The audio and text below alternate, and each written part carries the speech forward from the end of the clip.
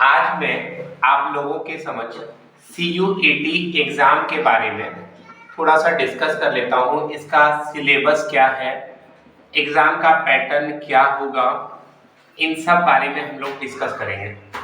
Syllabus के बारे में बात करते हैं थोड़ा सा कि इसका सिलेबस क्या रहेगा।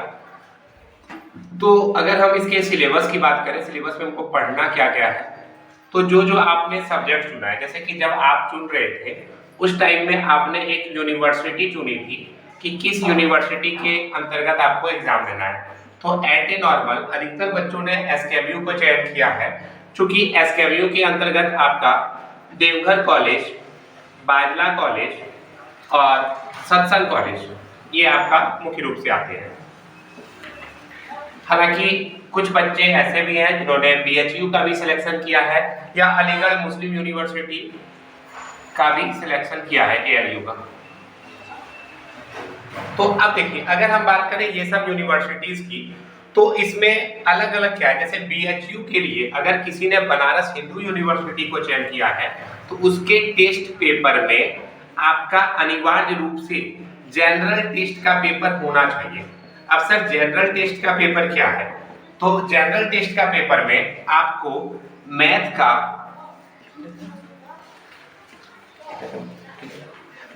एग्जाम, फिजिक्स का, केमिस्ट्री का, ये सब तो आएगा ही। मतलब सिंपल सा वे में बोले ना तो जनरल टेस्ट में मेनली आपका जो पूछा जाएगा मैथ का, जीके का, GS का, करंट अफेयर का, ये सब सारा टॉपिक से आपके क्वेश्चन पूछे जाएंगे और थोड़ा मोड़ा रीजनिंग से भी क्वेश्चन पूछा जाएगा। मतलब नॉर्मल आपको हर एक चीजों के बारे में थोड़ी थोड़ी जानकारी होनी चाहिए, उसी को जनरल टेस्ट का पेपर कहा गया। आप बोलेंगे सर मैथ में कौन सा मैथ, तो आपने क्लास 10 तक जो मैथ पढ़ा था, क्लास 10 तक का मैथ ही आपका पूछा जाएगा, ठीक है। आप बोलेंगे क्लास 10 में क्या आ जाता है, परसेंटेज था, प्रॉफिट लॉस था, ट्रिगोनोमेट्री था, तो ये सब टॉपिक जितने भी थे उन सभी टॉपिक से क्वेश्चन पूछे जाएंगे, ठीक है। ये आपको ध्यान रखना है। तो जनरल टेस्ट का पेपर इजी ही है, ज्यादा हार्ड नहीं है। एंटी नॉर्मल आप समझ सकते हैं, कोई भी कंपटीशन का जो आप एग्जाम देते हैं वो कंपटीशन का एग्जाम इसके अंतर्गत आएगा, ठीक है। तो ये आप करा गया। अब इसके बाद आता है कि सर आर्ट्स वाला, ये एक बार आप लोग स्क्रीनशॉट ले लीजिएगा ताकि आसानी से रहे आपको। मैं इसको मिटा रहा हूँ। इसके बाद टेस्ट पेपर में और क्या शामिल है। हाँ, अब एक क्वेश्चन ये भी आता है कि सर क्या SKMU के लिए मुझे जनरल टेस्ट का पेपर देना पड़ेगा, तो नहीं, ऐसा तो कहीं उल्लेख नहीं किया गया है कि SKMU के लिए जनरल टेस्ट का पेपर है। लेकिन अगर आप जनरल टेस्ट का एग्जाम देते हैं तो आपको ये भी पता चल जाता है कि आपको मैथ कितना आता है, रीजनिंग कितना आता है, थोड़ा उसकी भी तैयारी हो जाती है। और रही बात जब आप 12th पास कर चुके हैं तो इसके बाद अधिकतर छात्र ये चाहते हैं कि मुझे कोई कंपटीशन में जाना है, कोई जॉब करना है। तो अगर हम कंपटीशन में जाना चाहते हैं या जॉब करना चाहते हैं तो SSC, रेलवे, बैंकिंग, इन सभी चीज की तैयारी के लिए आपको मैथ का एग्जाम, मैथ तो पढ़ना ही पड़ेगा, ये एकदम अनिवार्य है। तो भाई अभी से ही थोड़ा तैयारी करते चलते ज्यादा अच्छा रहेगा। तो ये आप ध्यान रखिएगा। हालांकि जनरल टेस्ट जरूरी नहीं है SKMU के लिए, देते हैं तो अच्छी बात है। इसके बाद अब जो बाकी बच्चे हैं, जैसे कि कुछ बच्चे ऐसे हैं जो कि आर्ट्स पेपर को सिलेक्ट किए, कुछ बच्चे हैं जो साइंस को सिलेक्ट किए हैं और कुछ बच्चे हैं जो कॉमर्स को सिलेक्ट किए हैं। जो आर्ट्स के बच्चे हैं अधिकतर ने क्या किया है, हिस्ट्री चुना है, पॉलिटिकल चुना है और आपका हिंदी चुना है। हालांकि ऐसा नहीं है सबका ही है, कुछ इकोनॉमिक्स वाले भी बंदे हैं, कुछ इकोनॉमिक्स वाले बंदे हैं, कुछ आपका इंग्लिश वाले भी बंदे हैं। एक हटा दीजिएगा, ठीक है। तो history, political, Hindi, economics, English जो भी है, आप लोग कोई भी 3 सब्जेक्ट का जिन्होंने एग्जाम का पेपर भरा है, या हो सकता है ये कॉम्बिनेशन हिस्ट्री, पॉलिटिकल, इकोनॉमिक्स के साथ हो या हिस्ट्री, पॉलिटिकल, इंग्लिश के साथ हो, जो भी कॉम्बिनेशन 3 पेपर का है उन 3 पेपर का एग्जाम देना है। साइंस वाले का भी फिर वही चीज आ जाएगा। किसी का अगर साइंस है तो आपने फिजिक्स चुना है, केमिस्ट्री चुना है, मैथ चुना हो या बायो चुना हो, तो आप लोग को इस सब का एग्जाम देना है। और मैं साइंस वाले बच्चे और कॉमर्स वाले बच्चे के लिए स्पेशली कहूंगा कि आप लोग अगर नहीं किए हैं जनरल टेस्ट का पेपर सेलेक्ट, तो जनरल टेस्ट का पेपर सिलेक्ट कर लीजिए। आप लोग का जो करेक्शन का डेट है, जो आप लोग का करेक्शन का डेट है वह 1 तारीख से 3 तारीख तक है। करेक्शन का अगर हम डेट बोले यह डेट आपका 1 से 3 तारीख है। अब सर इस डेट में हमको क्या क्या सुधारना चाहिए जिससे कि मेरा एग्जाम अच्छा हो। पहली बात, अगर आप अच्छे स्टूडेंट खुद को मानते हैं तो जनरल टेस्ट का पेपर सिलेक्ट कर लीजिए, चाहे आप आर्ट्स के स्टूडेंट हो, साइंस के हो या कॉमर्स के हो, ये ज्यादा अच्छा है। जनरल टेस्ट में मैं पहले ही बता चुका हूँ, मैथ का, रीजनिंग का और करंट अफेयर से क्वेश्चन पूछे जाएंगे जो क्लास 10 का लेवल है, 12 का लेवल भी नहीं बोल सकते, 10 का ही, या फिर कुछ 12 का भी, तो ये आप ध्यान रखिएगा।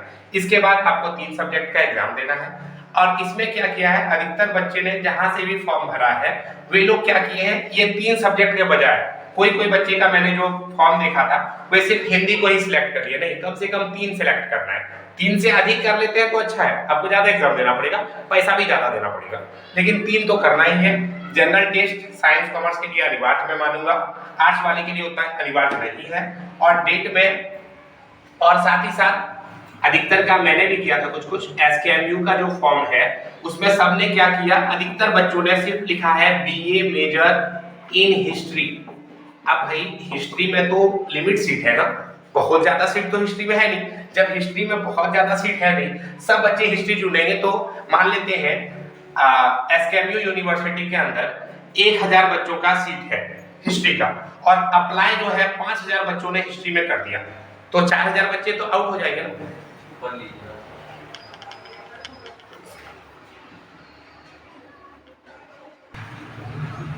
चलिए ठीक है, तो मैंने जैसे कहा कि अगर आप हिस्ट्री चुनते हैं, 1000 सीट है एसकेएमयू में, 5000 बच्चे ने अप्लाई किया है, तो नॉर्मल सा बात है 4000 बच्चों का एडमिशन नहीं होगा हिस्ट्री में। क्या पता अगर आप उन्हीं 4000 में आते हो, तो इसलिए तब क्या इसका सॉल्यूशन निकाला जाए।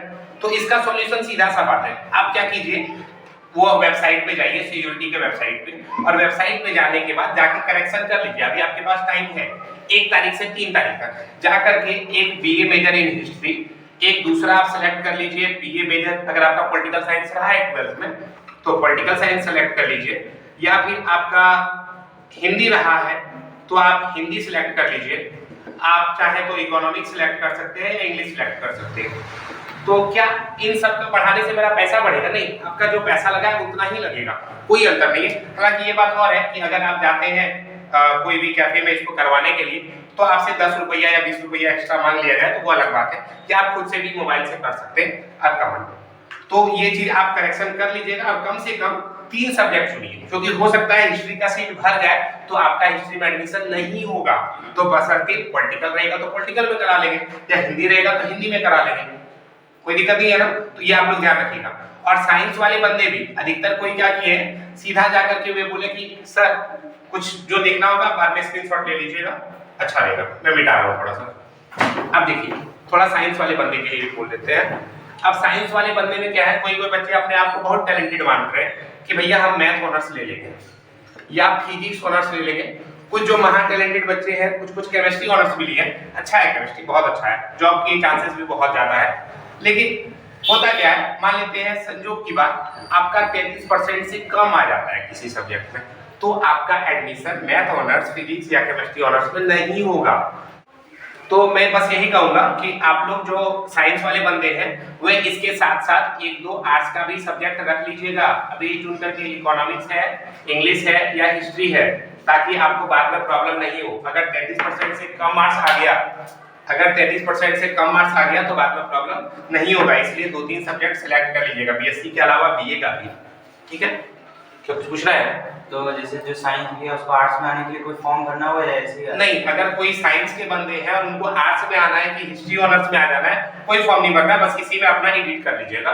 एक केमिस्ट्री या मैथ ऑनर्स लिए हैं तो उसके साथ साथ इकोनॉमिक्स सेलेक्ट कर लीजिए, इंग्लिश कर लीजिए या हिस्ट्री कर लीजिए, जो आपको पसंद है, या पॉलिटिकल पसंद है तो पॉलिटिकल कर लीजिए, ठीक है। ये ध्यान रखना है। अब रही बात इसमें एग्जाम क्या क्या देना है, इसका सिलेबस क्या क्या है, उस पर चर्चा करते हैं।